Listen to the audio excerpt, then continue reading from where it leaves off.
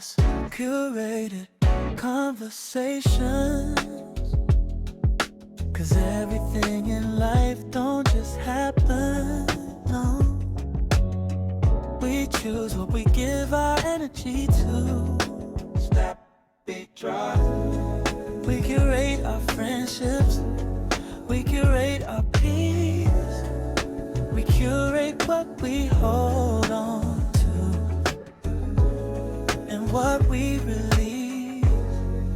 Sometimes we just need a plan to talk those choices out loud. We just need a plan to talk those choices out loud. We just need a plan to talk those choices out loud. We just need a plan to talk those choices out loud. Hey, hey, hey, it's your girl Candy J. I am so excited. This is our first episode of Curated Conversations with your girl Candy J. And with this being the last Sunday of the year, I wanted to start off by releasing some things from 2025 and not taking them into 2026. With that being said, I have my first guest here. My daughter, her name is Journey. Journey's 17 years old. She's one of the apples of my eye, and she's my firstborn. So why not start out with the firstborn child, right? So Journey is graduating this year. We're so excited. So you all will probably hear about that a little later. But I would like to introduce to you guys my daughter, Journey Jackson. Hey, Journey. Hey, how you doing? I'm doing good. How you doing? Why you being so formal? Um, I'm doing good. I'm just a little nervous. Okay, so I am so excited that you agreed to be my first guest, and we're just gonna go with it, and we're not gonna act like we're recording because we're gonna just be natural because that's what gives. Okay, so Mhm. what we're gonna do first is we're gonna do this or that icebreaker. Okay, and before we get started with that, I wanted to talk about friendship. Friendship is something that we always take for granted, or everybody wants to be friends. Best friend here, best friend there. But really, there's associates, and some of these people are friends, but we would talk about that later. But, anyways, so Journey, the first question I have for you is that these are this or that questions.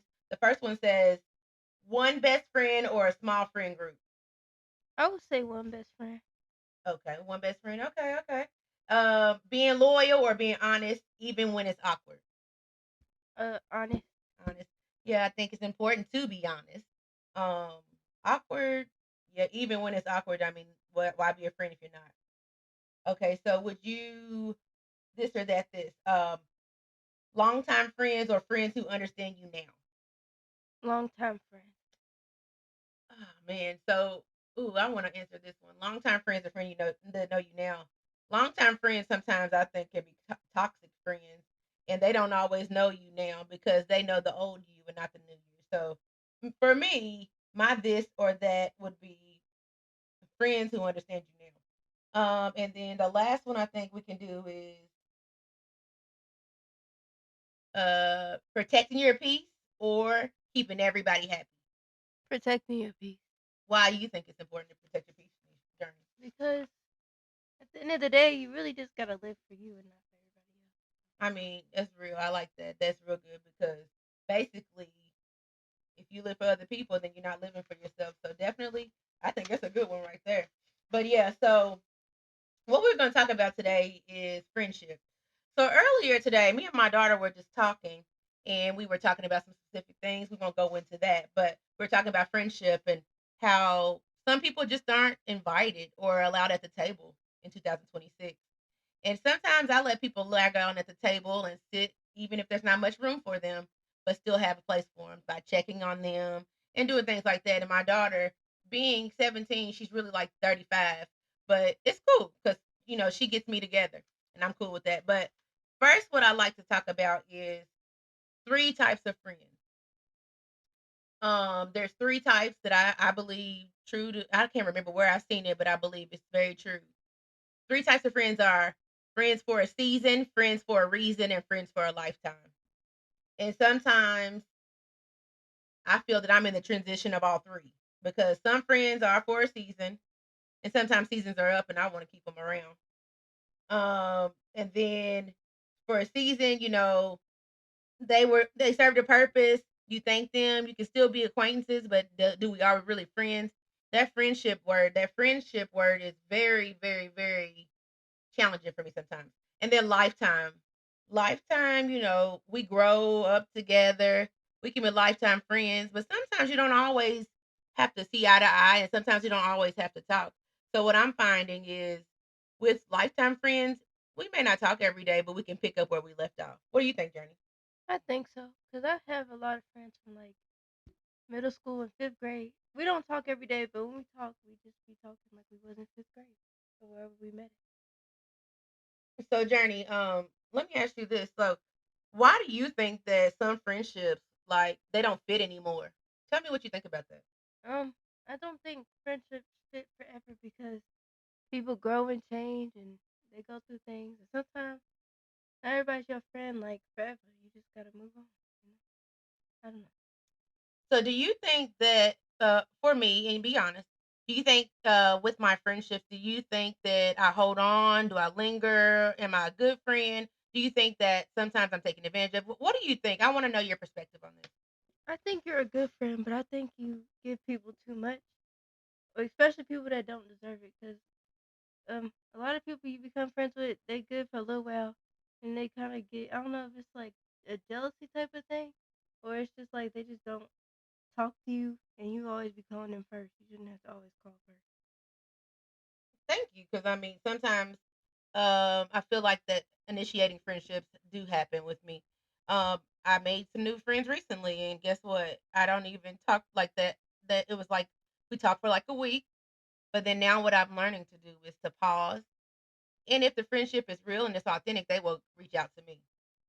And so I'm learning that. So that is something that sometimes our kids got to teach us things, and I appreciate that. So, what do you think? Let me ask you this: what do you think makes a friendship last long term? Like, what are the good qualities of a friend?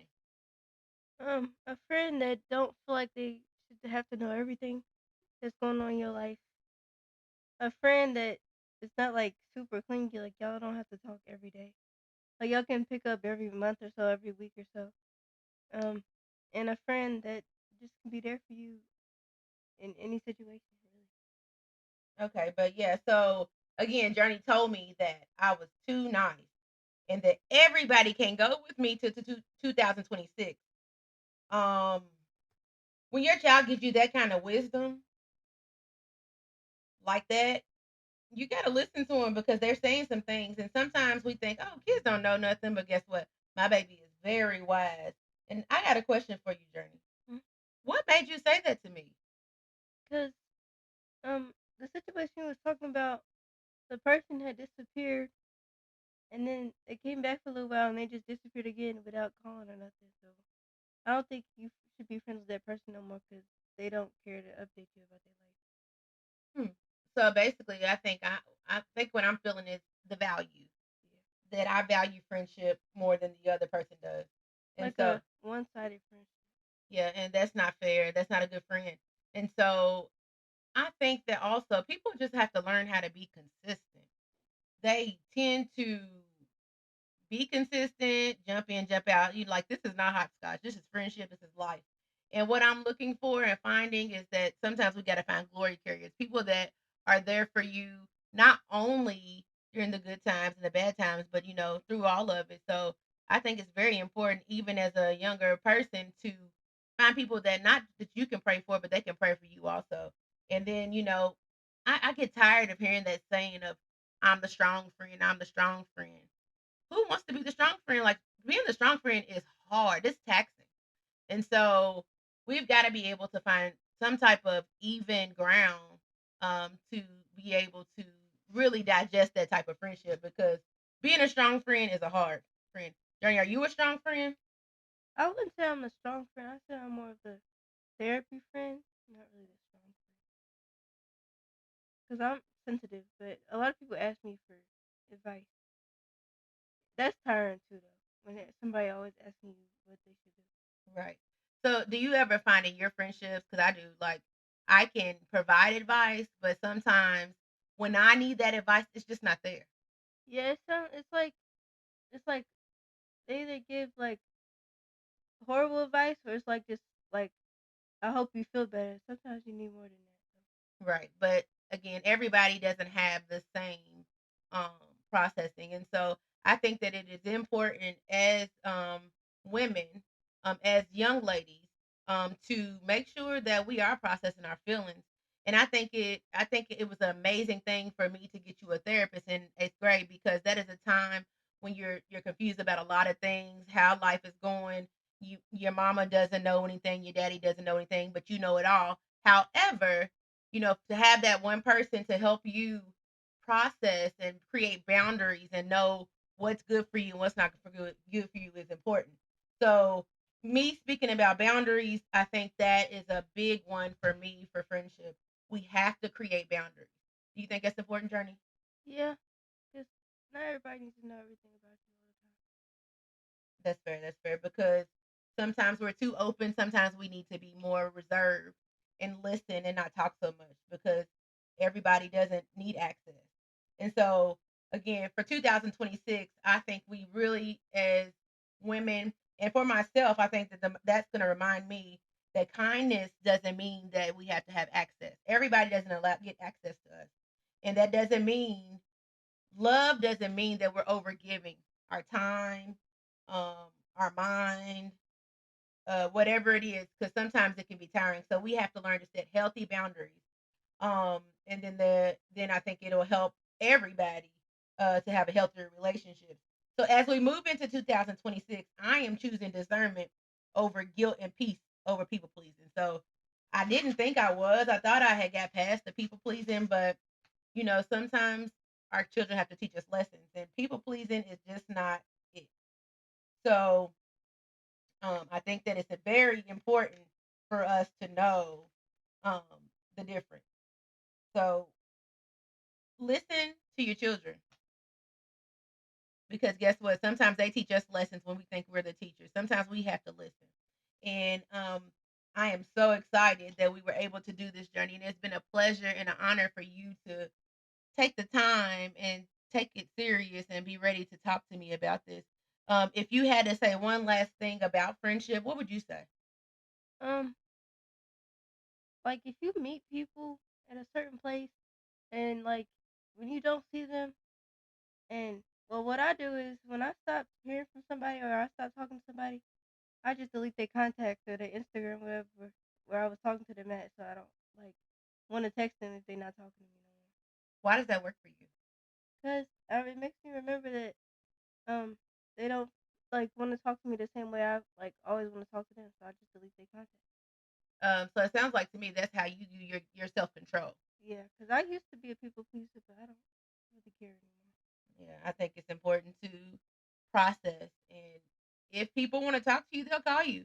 But not only that, it's okay for you to call other people. But then what I'm finding is I am learning to give the energy to people the way they give energy to me. So if you pop in and pop out, I might pop in and pop out. But If you, what'd you say? but there's also you know how people be like the phone works both ways. Hmm. Okay, so you call them one time and then they don't ever call you again. So I don't see how that So like, I had a friend call me, and when she called, actually she texted me and she's like, "Hey, what are you doing?"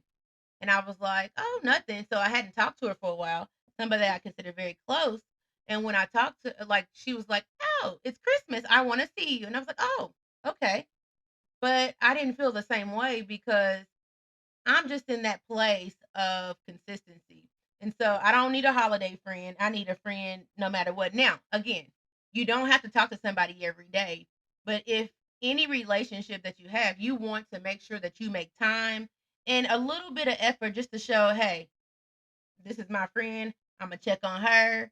And it's not always going to be one sided. So I think friendship, even at 41, is a learning process. So as we close out 25, I want to leave this with you. You don't owe access to everyone who knew an old version of you. Friendships are seasonal, and that's okay. So thank you for spending the last Sunday of 2025 with us.